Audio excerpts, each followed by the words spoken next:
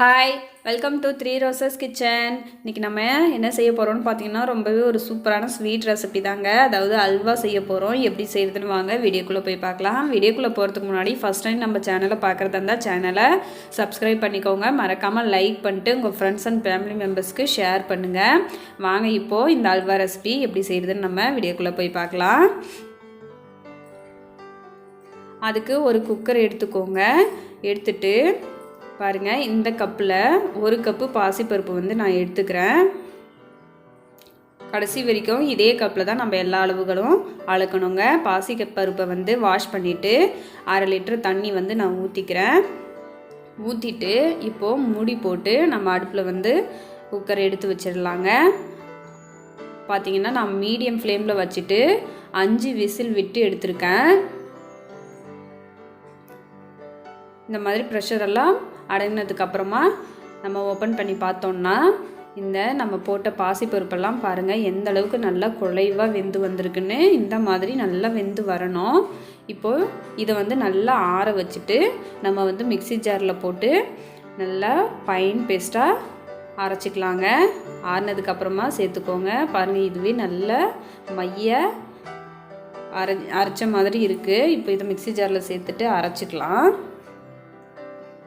இப்போ ஒரு பேன் வச்சுக்கோங்க. வச்சுட்டு பேன் நல்லா சூடானதும் நம்ம நெய் வந்து ஊற்றிக்கலாங்க. நெய் நல்லா மெல்ட் ஆகி வந்ததும் முந்திரி பருப்பு உடச்சி வச்சுருக்கேன். இப்போ இதை வந்துட்டு நம்ம அடுப்பை வந்து லோ ஃப்ளேமில் வச்சுட்டு நல்லா வறுத்து எடுத்துக்கலாம். ரொம்ப செவக்கணும்னு அவசியம் இல்லைங்க. அந்த நல்லா கிறிஸ்பியாக ஆகிற வரைக்கும் வறுத்தா போதும். வறுத்துட்டு இப்போ இதை வந்து ஒரு பிளேட்டில் எடுத்து வச்சிடலாம். எடுத்து வச்சுட்டு இப்போது நான் எந்த கப்பில் வந்து பாசிப்பருப்பு சேர்த்தனோ அதே கப்பில் ஒரு கப்பு கோதுமை மாவு வந்து அதே நெய்யில் சேர்த்துட்டு நம்ம லேசாக வறுத்துக்கலாம். நீங்கள் கோதுமை மாவுக்கு பதிலாக மைதா கூட சேர்க்கலாங்க. இப்போ அது வறுத்ததுக்கு அப்புறமா நம்ம அரைச்சி வச்சுருக்கிற இந்த பாசிப்பருப்பை வந்து சேர்த்துக்கலாம். சேர்த்துட்டு நல்லா மிக்ஸ் பண்ணி விட்டுக்கலாங்க. நம்ம சேர்த்துன கோதுமை மாவு பார்த்திங்கன்னா கட்டி விழ சான்சஸ் நிறைய இருக்குது. அதனால் நல்லா மிக்ஸ் பண்ணி விட்டுக்கோங்க. கைவிடாமல் அடுப்பை வந்து லோ ஃப்ளேம்லேயே வச்சுட்டு இந்த மாதிரி நல்லா கைவிடாமல் கலந்துகிட்டே இருங்க. நல்லா ஓரளவுக்கு திக்காகி வந்ததும் இதே கப்பில் நம்ம வந்து 2 கப்பு சர்க்கரை வந்து சேர்த்துக்கணுங்க.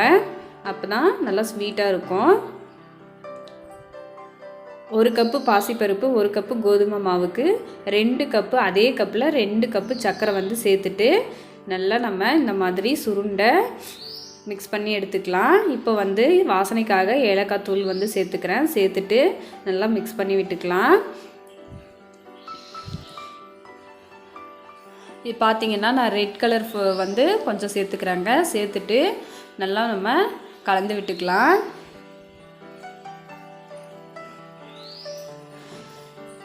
நல்லா மிக்ஸ் பண்ணி விட்டோம்னாக்கா பார்க்க நல்லா கலர்ஃபுல்லாக சூப்பராக இருக்கும்.